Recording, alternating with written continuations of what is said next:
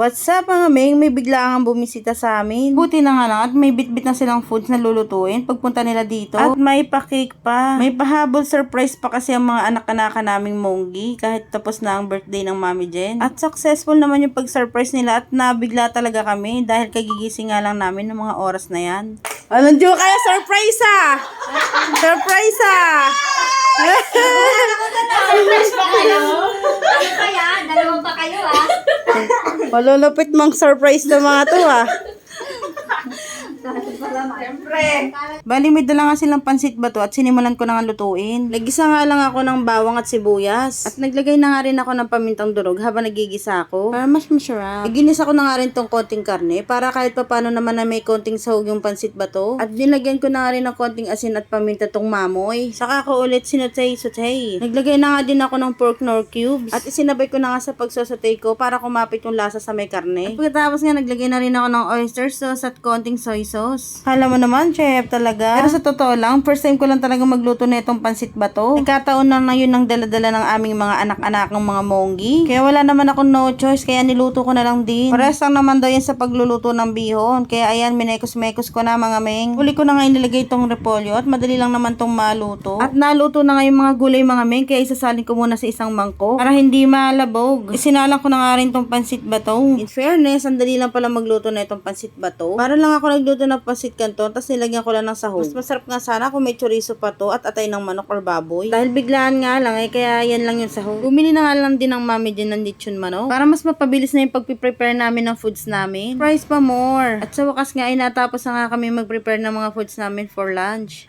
Heart daw! Ganyan sana pag bumibisita, may bitbit ng lulutuin. Para iluluto na lang at hindi na mahirapan mag-isip kung ano bang lulutuin. Yun pa naman yung pinakamahirap isipin sa lahat, yung kung ano yung uulamin mo. Mga Monggi talaga tong anak-anakin namin, pati itong kapatid nilang bunso ay binubuli. Diyan na lang sa, ay, di ba pwede sakalan? Tinanin mo yung Okay, mo dito na. Tan tan tan tan, may bangaw na. Kanta na! Wala sa tono po. Ayan, sabay na! 1, 2, 3, go. Happy birthday, Mommy. Happy birthday, Mommy. Bata eh! Happy birthday. Ay,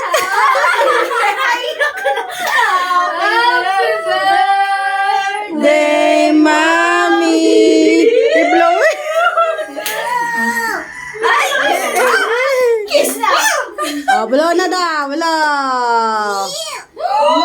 Nag-wish pa. Okay, may niya nag-wish. Kayo naman. Para naman ano. Luboy. Tagot lang. Game. Pagalo ka rin tawad ko. Kainan na ang mga Mongoloid. Ginagawa mo. Mga Monggi talaga tong mga anakis namin. Manang-mana talaga kayo sa dadapots niyo. For the lafang na nga mga person. After 100,000 years nga, sa wakas ay nakabisita na nga ulit sila sa amin. At syempre, hindi rin daw magpapuli ang Lucas. Syempre, lalapang din daw siya. Ala, sige, di lang. Sabi lumafang, hindi dumila, anak. Ginagawa mo.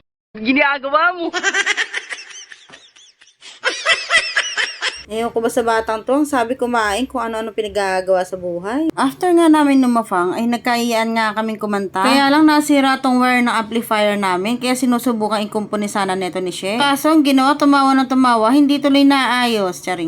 Paka-Monggi talaga. Naayos naman niya, kaya lang nung sinaksak na namin, ay pumutok nga ulit tong wire. Kaya dinala ko na nga lang sa paggawaan talaga. At kailangan na kasi talagang palitan yung buong wire. Mabuti na nga lang at mabilis lang nagawa tong amplifier namin, kaya nagamit agad namin. Bali itong dalawang anak-anakan nga namin na si She at si Lisel ay naka-work namin last 2016. Nung mga panahon nag-work pa kami as factory worker. Mabuti nga at kahit naging busy na nga sila sa kanilang buhay ay nakakaalala pa rin bumisita dito sa amin. Kahit ilang years na nga nakalipas bago ulit sila bumisita ay okay lang. Ang mahalaga ay nakakaalala pa rin sila. At syempre pag mga ganitong banding ay hindi mawawala ang shot puno. After nga namin mag-shot puno ay lumafang na naman nga kami dahil hindi pa kami nagdi-dinner. Oh Pak, sino ka dyan? Kagandang dilat. Oh, for sale na tong mga to issue mga Monggi.